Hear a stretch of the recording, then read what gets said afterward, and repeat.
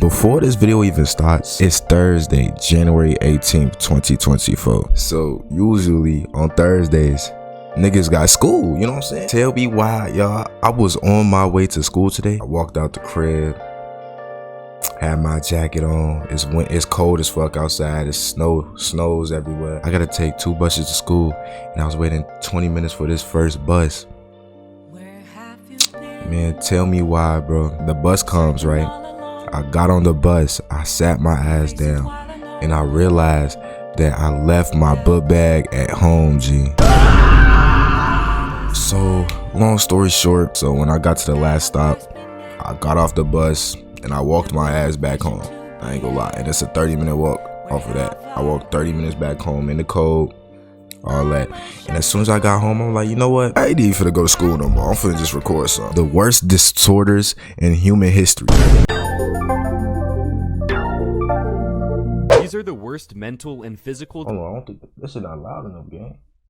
Okay. disorders in human history that nobody talks about. Number 5, boanthropy. Although it may sound fake, what the fuck is that? What is that? I low-key want to search that up before I even like. I low-key want to search that up real quick. What the fuck? What the fuck? She like a human cow? What? Although it may sound fake, boanthropy is a mental disorder in which a person believes they're a cow. Not only do they think they're a cow, but they act like one too by walking on all fours, eating grass, and making cow noises. The worst thing of all is that these people develop this out of nowhere after living completely normal lives. But studies do show it's closely linked to schizophrenia. Sadly, when these people are found in public, they're extremely malnourished and typically on the verge of death. Bro, let me tell y'all this story, bro. Gee, listen. Bro, tell me why I had somebody over at the crib, bro, and when they was about to leave, the SWAT team was surrounding my whole crib, bro. Whole time I'm thinking they coming for me and shit. Whole time they not coming for me. They said this a schizophrenic lady running around the whole block with a Uzi or something. I'm damn. And only eating grass. The first real case of this dates back only to eating grass is crazy. I can't eat that shit. The Prince of Bide started making cow noises and asked that he'd be killed so his meat and flesh could be consumed. However, there's also a biblical text that dates back to around 600 BC when the first person to get it was the king of the Neo-Babylonian Empire. Only some depict the text in this way because it doesn't directly say. It just says he was driven away from humans and he ate grass with the ox. Let me know what you think in the comments. Number 4. What the ox do? Stones man disease. I ain't never seen that shit before. Imagine every time you got a bruise, instead of the tissue under your skin healing by reabsorbing the blood, it just turned into bone. Well, that's exactly what 2,500 people deal with every day. Stoneman's disease, also known as FOP syndrome, is an extremely rare genetic disorder that turns tendons and muscles into bone throughout someone's life. Since this Cap, let me see. Damn. You know what that remind me of, bro? Bro, you can't lie, bro. The body and eventually stops. That's not bogus, bro. It's not bogus. It's not bogus. Difficult decision of what position they want to spend the rest of their lives in. Some of the worst parts about this disorder are the treatment options and the mental battles people have to go through. Bro, where's his body at?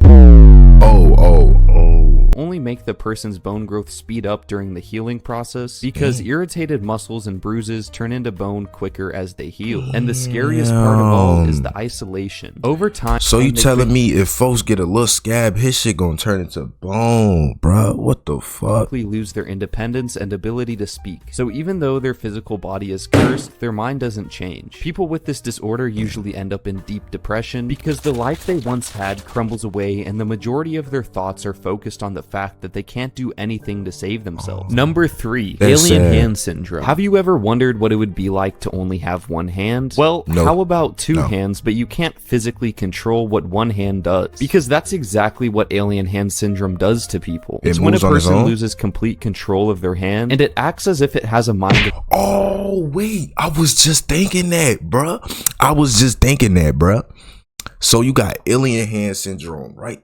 Say you walking your shorty home, talking about, hey baby, you know I love you, shot. You know I love you, baby. Oh hell! And then your other hand, of its own. This syndrome is developed sometimes from brain tumors and strokes, but many people underestimate just how serious this condition is. These people struggle in public because their hand will point at random people and sometimes flip other people off. Other times when everything seems to be going well, maybe so alien hand syndrome be doing the most dirtiest shit with your hands anyway. So like it has to do something with your brain, cause like it sounds like when you have alien hand syndrome, you doing the most diabolical shit with your hands. Like your hands just do the most diabolical shit. You know what I'm saying? If your hand is doing it by itself and it has a mind of its own, why is it flipping off a cop? What if it doesn't know what flipping off is? It has to do something with your brain. They're just talking with an old friend who happens to be holding a drink, and all of a sudden their out of control hand grabs their friend's drink and then spills it on them. See, then they have to explain. That has to be on the back of his head.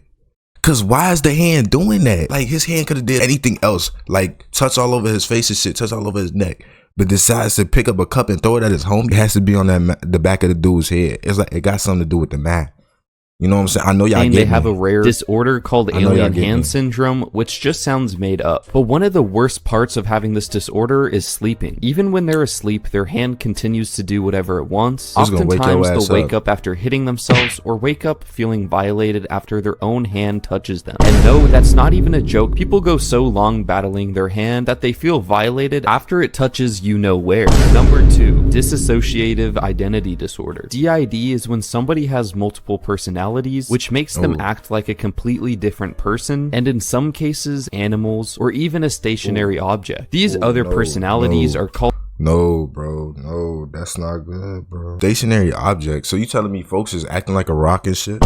What are these diseases, bro? I never heard of these before. And could take over the body at any point in time. Even though the majority of people with this disorder live day-to-day lives, people who have serious cases are held in psychiatric hospitals because there's a high chance that one of their personalities is a serial killer or just someone who commits crime. The way people get DID isn't through genetics or brain injury. It's actually a coping mechanism children use after they go through repetitive trauma in their childhood. Creating different alters is their way of protecting themselves so they don't have traumatic memories. Whenever an alter takes over, they can decide whether the main person can see what's going on. For example, Encina Severa says when her 3-year-old alter named Minnie takes over, it's like she's watching what's happening through her eyes while sitting in a movie theater. However, when her other alters take over, it's like she starts sleeping and can't remember anything she did while controlling her body. Another interesting thing she talked about is the only way she can communicate with the other alters is through a journal where they write back and forth to each other, talking about their lives. That's raw. That's raw. Familial insomnia. You may have heard someone say they can't sleep,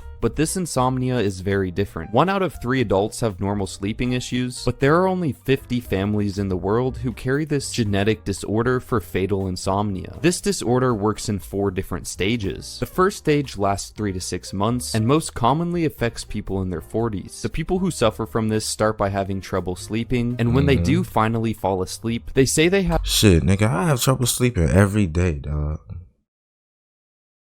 I got trouble sleeping every day, dog.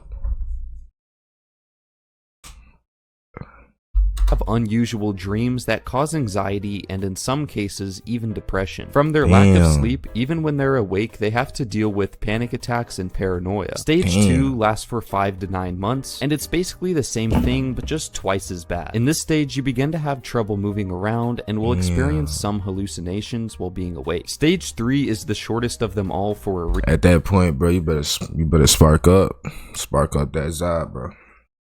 Spark up that reason. Lasting around 3 months, this is when the person reaches complete insomnia, meaning it's basically impossible for them to sleep, and they begin to have intense hallucinations. Since they're constantly awake, even though this is the shortest stage, 3 months feels like 6. But the 4th and final stage of the disease lasts up to 6 months or more. At this point, whatever brains they had left rots, and they lose all sense of reality. This stage starts after the person begins facing extreme dementia, meaning they have total memory loss of what everything is. Nigga don't even know what a banana peel is. Their ability to move or speak, which is then followed by a coma and eventually eternal sleep. Now like and subscribe. If you haven't joined the Discord, join that Discord down below.